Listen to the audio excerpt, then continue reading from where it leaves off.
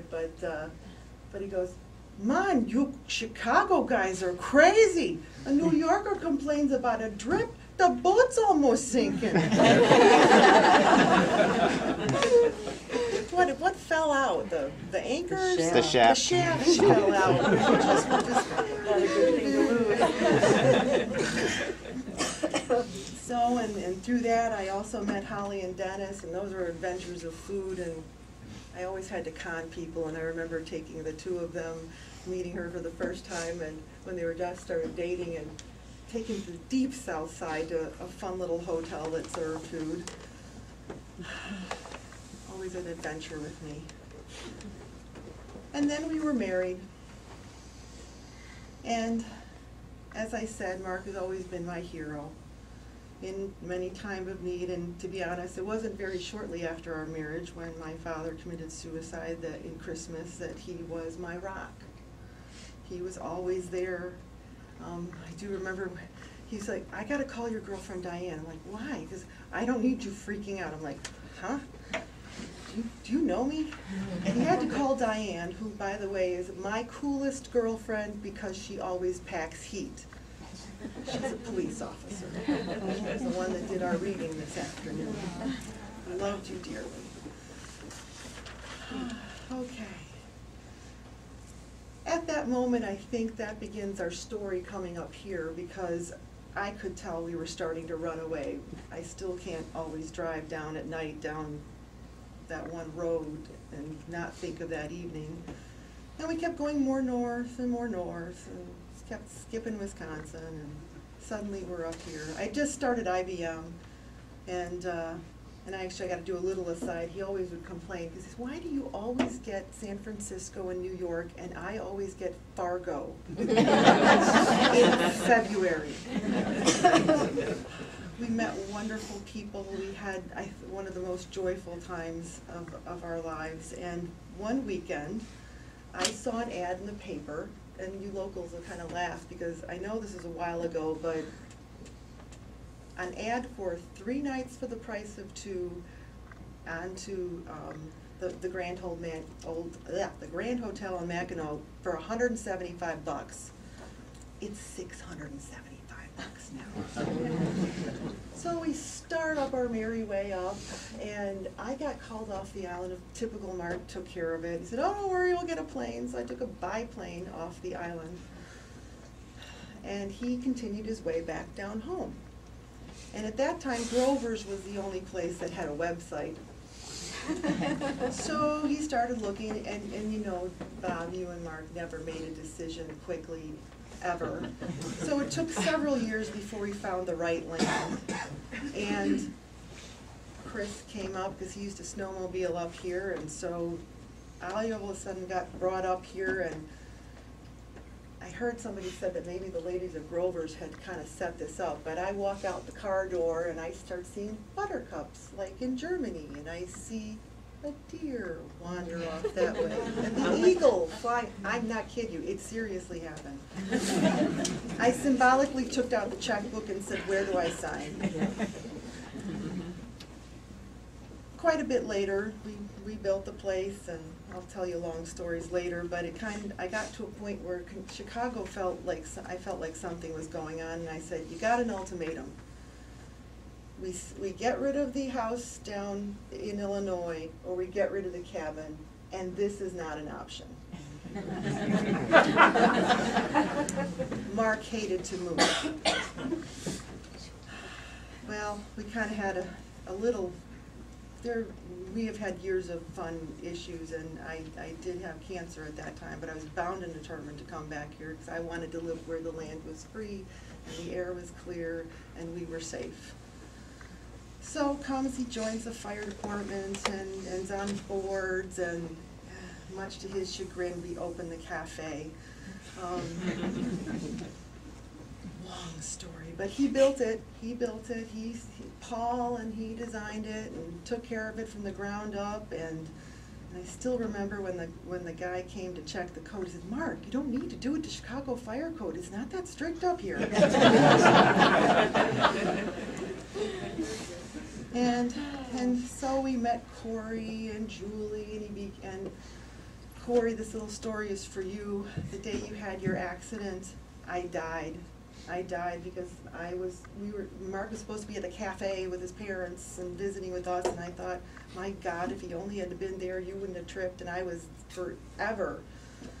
And then very sweetly, your family told me that you had a tendency to have accidents. It took the pain away only that much. So, and I seem to lose more, and you fell for that CIA stuff? The trick was to stare at him long enough till he started giggling. I guess I forgot to tell you guys that. And then I lost more and more time as of course he became best buds with Bob and Grant. And Bob, I swear you were married to him. I never saw him. If I wanted to know where Mark was, I had to ask Bob. So you guys were on committees and the hospital project and repairing trucks and built the grants and also, Bob, you know you panicked the crap out of everyone in Garden when you came through with your DNR truck. Only locals understand that kind of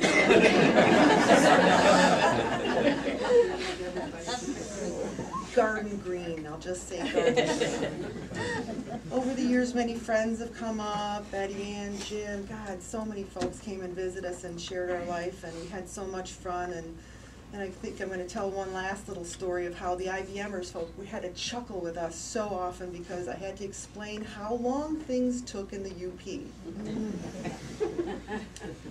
There's a picture up here somewhere with his little office in the chair where at that time we were on dial-up. If we wanted to really have a conference call, that was back then. We went to Big Boy and they had the plugins in the wall and we did our conference calls, and I would order a big apple for turnover and sit there for a while.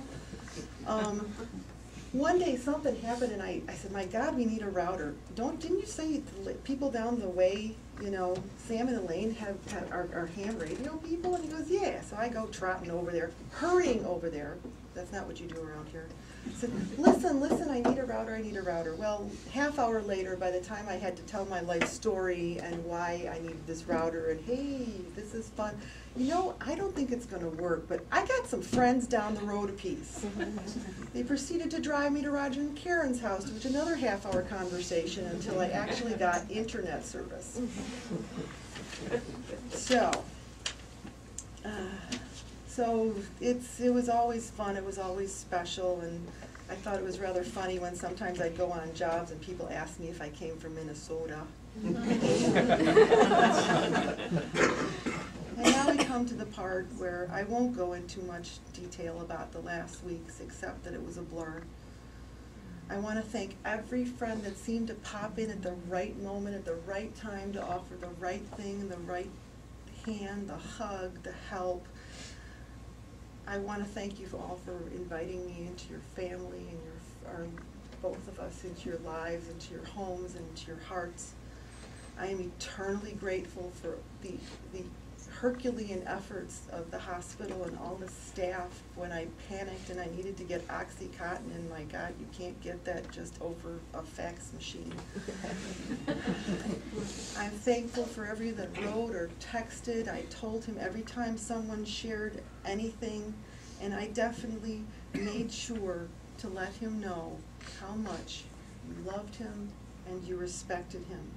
And I was happy that he at least got to speak to most of you before the end. And I was happy that Ann was able to hold his hand. Even our hospice folks were always a friend. And Julie was his nurse. My cook Gwen, and dear friend, her daughter-in-law was his nurse the night as I'm not able to come home, and took care of him and held his hand. I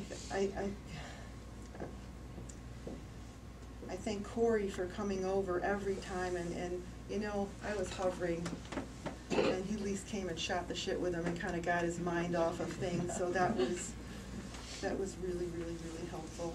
And my God, I'm staring at you, my love, and I can't think. I come home and you came home and you cleaned my house because you said we old people are going to trip over everything, and you wanted to make sure that everyone was taken care of so that Mark was fine. And John Burke, oh my gosh, he came with food and fresh eggs, and his son made us Danish, and the list goes on and on. I did take the liberty of doing a few gifts for Mark.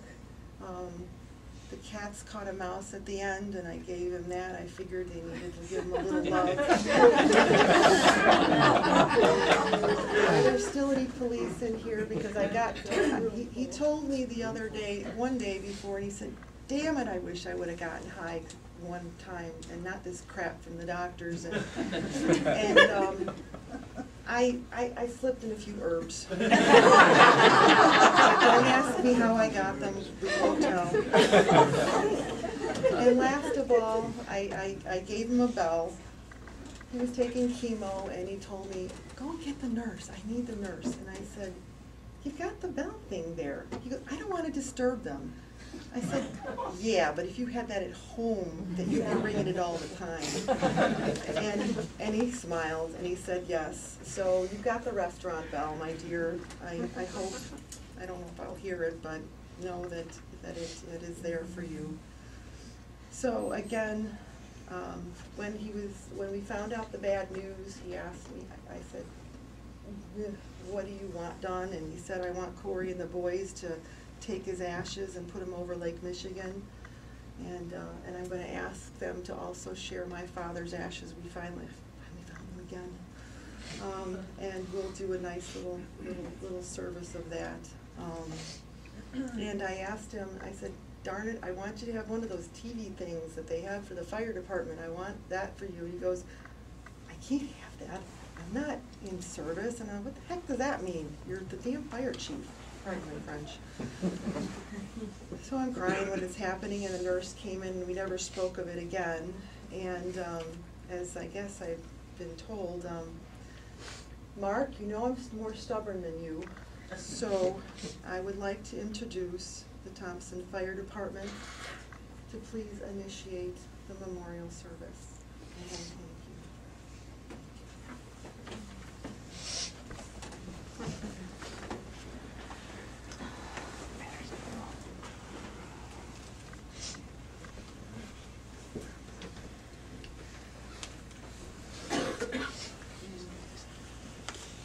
I don't care what you say, Carla.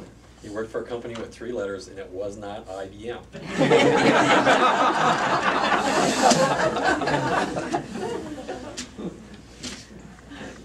Mark will be sorely missed. We are going to fight through this, put on a firefighters memorial. So please bear with us. The fire service of today is ever-changing, but is steeped in tradition 200 years old. One such tradition is the sound of a bell. In the past, as firefighters began their tour of duty, it was the bell that signaled the beginning of that day's shift. Throughout the day and night, each alarm was sounded by a bell, which summoned these brave souls to fight fires, to place their lives in jeopardy for the good of their fellow citizen. And when the fire was out and the alarm had come to an end, it was the bell that signaled to all that the completion of that call. When a firefighter had died in the line of duty, paying the supreme sacrifice, it was the mournful toll of that bell that solemnly announced a comrade's passing. We utilize these traditions as symbols, which reflect honor and respect on those who have given so much and have served so well. To symbolize the devotion of these brave souls, had for their duty a special signal of 3 rings, 3 times each, represents the end of our comrade's duties and that he will be returning to quarters.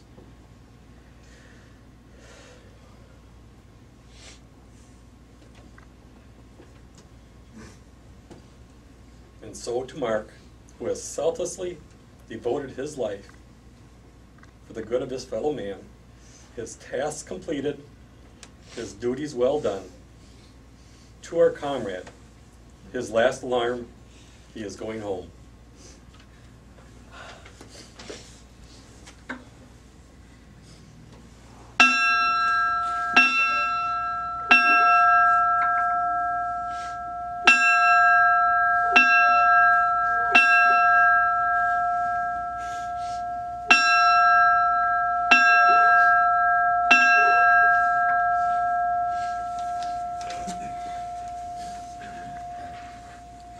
too well.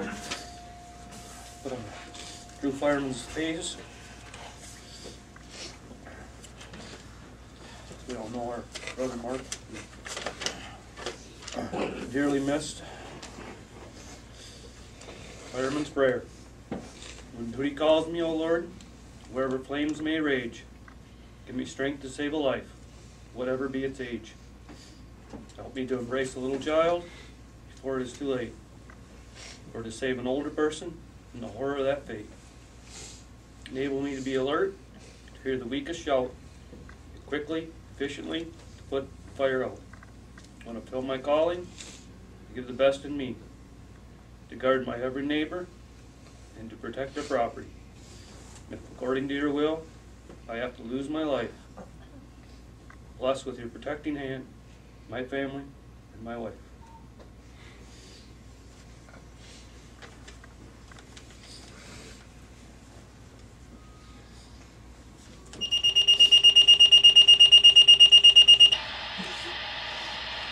Station 80 paging Thompson Township Fire Chief Marc Cheuvront. Repeating, Station 80 with a final call for Thompson Township Fire Chief Marc Cheuvront. Final call for Chief Marc Cheuvront. You will be sorely missed. May you rest in peace. Station 80 clear.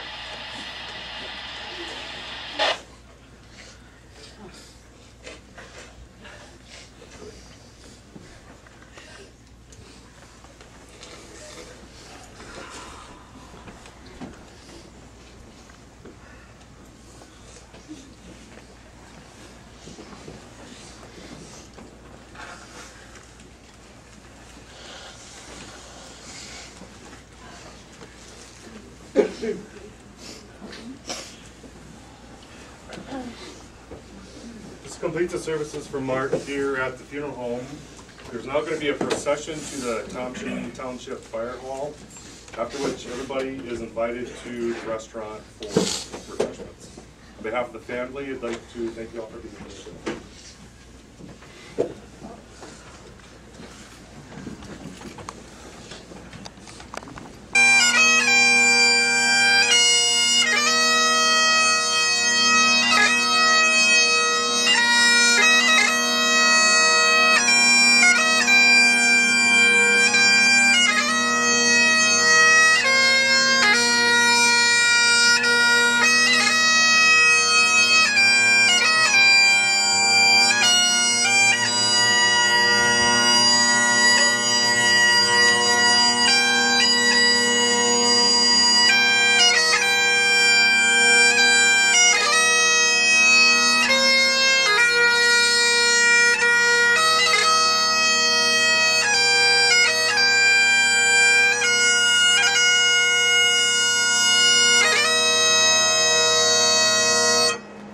Officers, release!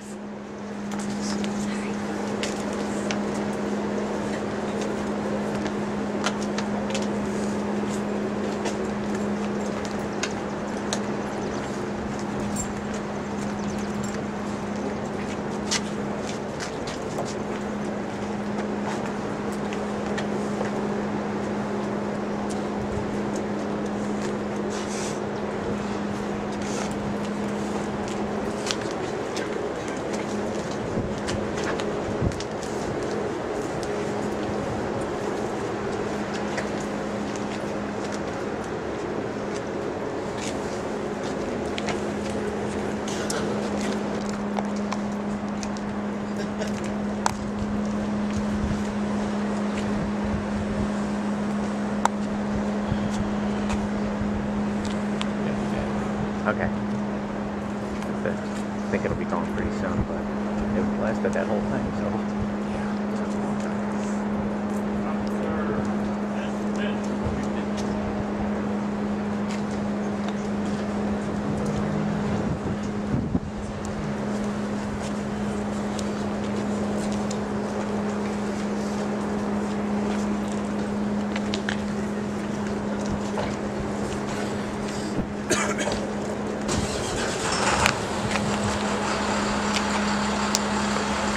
Yeah.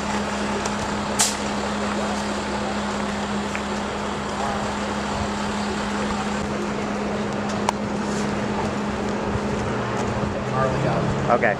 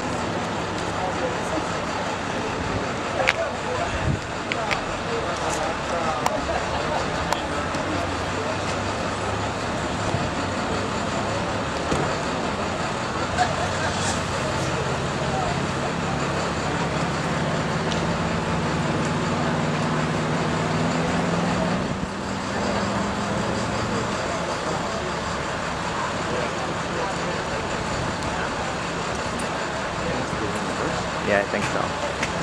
Sometimes you put it on top of the feathers. So,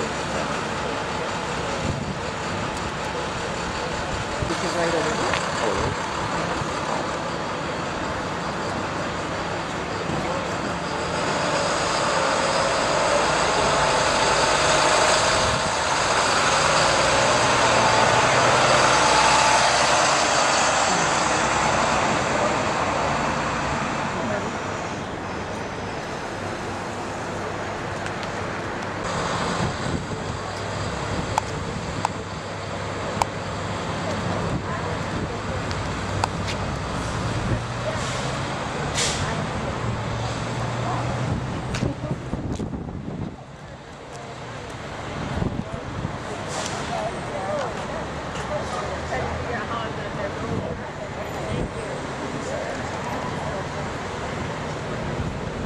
oh, I'll meet you guys at the car if you want to go. Okay.